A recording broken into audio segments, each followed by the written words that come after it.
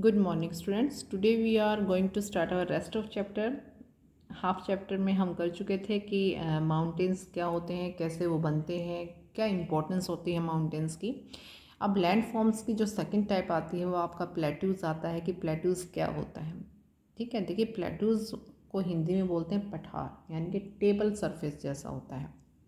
घर में टेबल आपने देखी होगी कि ग्राउंड फ्लोर सपोज आपका सी लेवल है और टेबल जो रखी होती है वो आपका प्लेट्यू एरिया है, तो वो टॉप से कैसा होता है बेटा, फ्लैट होता है बिल्कुल। ठीक है, तो आप उसको एक पठार की तरह, प्लेट्यूस की तरह देख सकते हो। क्लियर? तो आपको अंडरस्टैंड हो जाएगा कि प्लेट्यूस एक्चुअली में कैसा होता है। तो let's start. Plateaus is a broad and rather level stretch of land rising sharply above the neighboring lowland। जो उसके आसपास की लो लैंड होती है बेटा, उससे वो उठा हुआ होता है, फ्लैट होता है, ब्रॉड बेस होता है। देखिए प्लेट्यूज में जो होता है वो जो उसका बेस होता है वो ब्रॉड भी हो सकता है, नैरो भी हो सकता है। ठीक है, लेकिन वो टॉप से फ्लैट होता है बिल्कुल एक टेबल की तरह से। जबकि माउंटेन्स में हमने किया था उसका ब्रॉड बेस होता है और ऊपर से जाके वो क्या होता है, कॉनिकल शेप में, कॉन वाली शेप बन जाती है उसकी। ठीक है, प्लेट्यूज में कॉनिकल शेप नहीं होती है, वो ऊपर से फ्लैट होता है टेबल की तरह से। ठीक है, आप टेबल को देखोगे तो आपको अंडरस्टैंड हो जाएगा कि प्लेट्यूज की क्या शेप होती है। Some plateaus extend over 1000 of square kilometre. कुछ प्लेट्यूज तो जो एक्सटेंड होते हैं वो 1000 स्क्वायर किलोमीटर्स तक चले जाते हैं। आर कॉल्ड टेबल लैंड, इसको टेबल लैंड भी बोला जाता है। टेबल लैंड क्यों बोला जाता है आपको अंडरस्टैंड हो गया होगा। मैंने आपको बताया था कि टेबल की शेप की तरह से होता है, जो नीचे आसपास के एरिया से टॉप ऊंचा होता है और ऊपर जाके बिल्कुल एक टेबल की तरह फ्लैट हो जाता है। डेक्कन प्लेट्यूज इसका एग्जाम्पल है। ठीक है, large part of Africa, Australia, Asia, north America, वहाँ पे प्लेट्यूज पाए जाते हैं। Tibet is the highest plateau in the world, it is also called roof of the world. Tibet जो प्लेट्यू है वो हाईएस्ट प्लेट्यू है।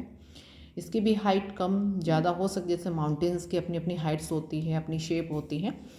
रूफ ऑफ वर्ल्ड इसको बोला जाता है। How many types of plateaus, देखिए टाइप्स ऑफ प्लेट्यूज जो हैं वो उसकी कंडीशंस पे डिपेंड करता है कि प्लेट्यूज किस तरह से फॉर्मेट हुए हैं, भी कैसे वो बने हैं, किन रीज़न से वो बने हैं, तो उसी के अकॉर्डिंग इसकी टाइप्स भी हैं।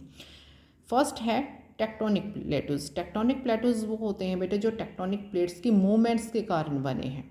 वोल्केनो प्लेट्यूज, जो वोल्केनो के जो लावा के ठंडे होने से जो प्लेट्यूज एरिया बना है उसको बोला जाता है। और रेसिडुअल प्लेट्यूज के अंदर आपका आता है जो आपकी फोर्स होती हैं इरोजन के कारण या किसी और रीज़न के कारण, जो आज एक ऐसा ब्लॉक्स बन जाते हैं जो कि प्लेट्यूज की शेप में होते हैं, वो रेसिडुअल प्लेट्यूज कहलाते हैं। तो वन वन करके इनको अंडरस्टैंड करेंगे। फर्स्ट है tectonic plateaus. During the continental drift the ancient land mass got separated. Continental drift का मतलब है कि बहुत सालों पहले जो भी हमारे जोग्राफिकल चेंजेस हुए हैं एनवायरनमेंट के अंदर, उसके कारण जो हमारा लैंड मास है बेटा वो सेपरेट हो गया था, टुकड़ों में बट गया था। Today it exist in continental blocks, आज वो ब्लॉक्स में डिपेंड है, अलग अलग पार्ट्स में डिवाइडेड है।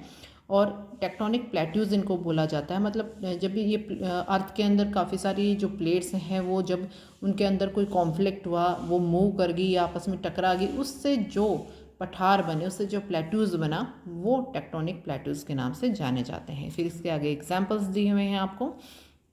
वोल्केनिक प्लेट्यू, जैसे इसकी नेम से क्लियर हो रहा है कि लावा के ठंडे होने से जो प्लेट्यूज बने हैं वो वोल्केनिक प्लेट्यूज हैं। आपका जो डेक्कन प्लेट्यूज है वो इसी का एग्जाम्पल है।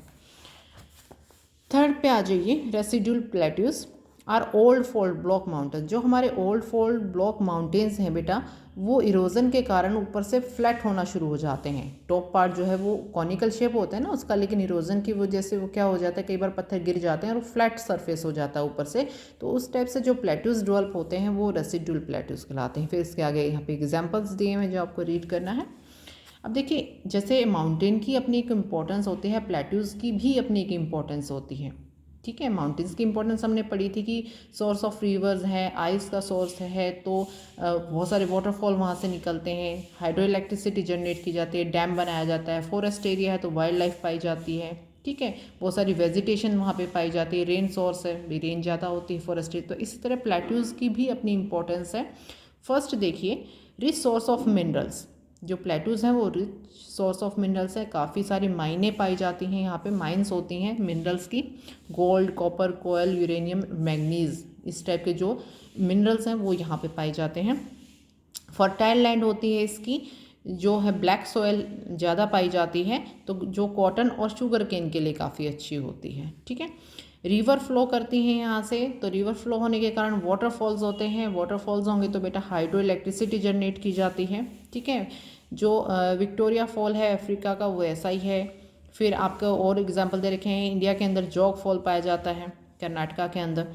Plateaus are important tourist destination. अब प्लेट्यूज़ जो है कि टूरिस्ट डेस्टिनेशन के अकॉर्डिंग भी बहुत इंपॉर्टेंट माना जाए, टूरिस्ट वहाँ पे जाते हैं क्योंकि सीनिक ब्यूटी आसपास का जो एरिया वो इतना हरा भरा है कि लोग वहाँ जाते हैं, इंजॉय करते हैं, तो टूरिस्ट प्लेस भी है, तो इसकी कुछ इंपॉर्टेंस थी। आगे मूव करते हैं, सिमिलैरिटी और डिफरेंसेस पूछे हैं कि माउंटेन और प्लेट्यूज़ में क्या सिमिलैरिटी है। अब सिमिलैरिटी तो ये है कि पहले हम करते हैं डिफरेंसेस करते हैं। देखिए माउंटेन्स जो है वो हाई एल्टीट्यूड होता है, काफ़ी ऊंचे होते हैं, जबकि जो प्लेट्यूज होते हैं वो इतना हाई नहीं होता है जितना माउंटेन होता है। ये जो होता है ऊपर कॉनिकल शेप में होते हैं, एक कॉन की शेप बन जाती है टॉप में, जबकि इसका जो टॉप होता है वो फ्लैट लैंड होता है। क्लियर।